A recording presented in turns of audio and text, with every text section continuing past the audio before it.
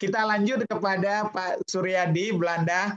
Beliau ini archive-nya lah ya. Jadi semua catatan mengenai keminangan ini ada di tangan beliau nih. Silakan Pak Suryadi. Terima kasih Pak Fazli. Assalamualaikum warahmatullahi wabarakatuh. Waalaikumsalam. Saya juga mendapat pesan yang sangat positif. Sebagaimana tadi udah Ismet katakan bahwa pembicaraan kita ini luar biasa. Dan ini adalah sebuah modal dan juga energi untuk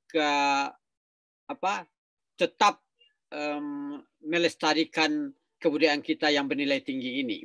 Kalau kita melihat agak ke belakang secara historis, memang Minangkabau ini dikenal luas itu melalui jalur seni. Jadi orang-orang seperti Zubir Said, seperti Saiful Bahri, Sultan Perang Bustami, Buyung Syaugi dan lain-lain, itu adalah orang-orang yang berkiprah di rantau, dan melalui itulah apa yang disebut sebagai seni Minang itu dalam konteks yang kreatif itu diperkenalkan dan menjadi jembatan untuk dikenal oleh dunia gitu. Jadi dari aset yang kita miliki sekarang Pak Fazli, saya yakin bahwa energi di tahun 30-an, 40-an itu, 50-an itu akan terus melalui genre yang lebih kompleks lagi, film, tari, kreasi, dan lain sebagainya.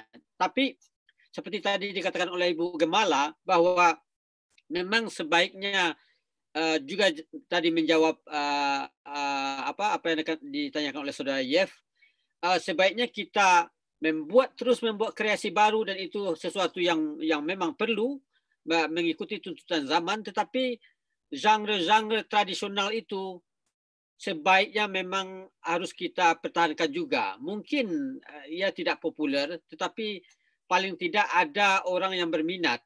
Jadi alangkah ruginya kita kalau genre seperti Si Jobang, seperti Bataram, seperti Uluambe, Dendang Pauh, Rabak Pariaman, Rabak Pesisir, Indang dan lain sebagainya itu yang saya kira harus kita perkenalkan kembali kepada generasi muda kita, mungkin melalui cara yang baru sehingga mereka tertarik.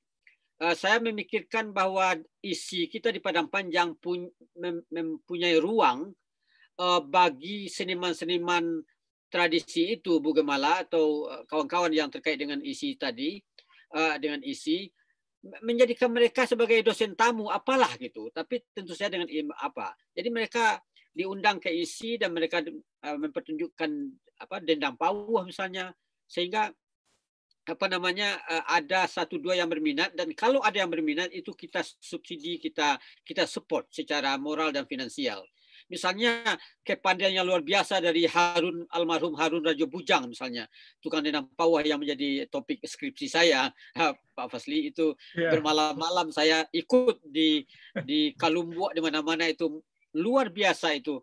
Dan sekarang apa yang disebut sebagai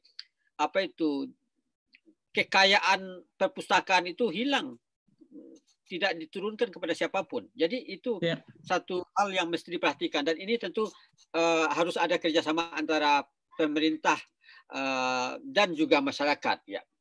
Nah, yang kedua adalah bagaimana kita coba menghidupkan kembali lingkungan dari kesenian ini. Saya membayangkan dulu itu Pak Fazli, di Minangkabau itu sangat terkenal itu Nachtentonstelling. Itu dikonsep dulu oleh L.C. Westeneng di Fort de Kock pada 1917.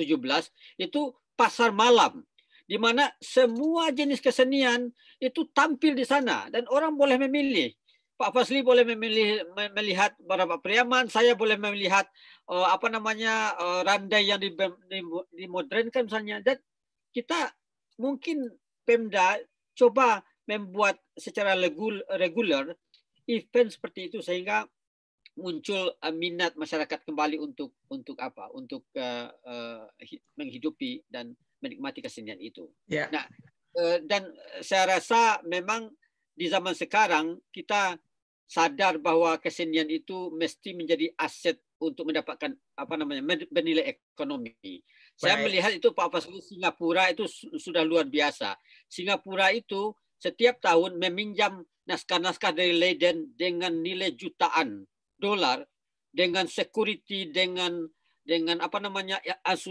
insurance yang luar biasa untuk dipamerkan di Singapura.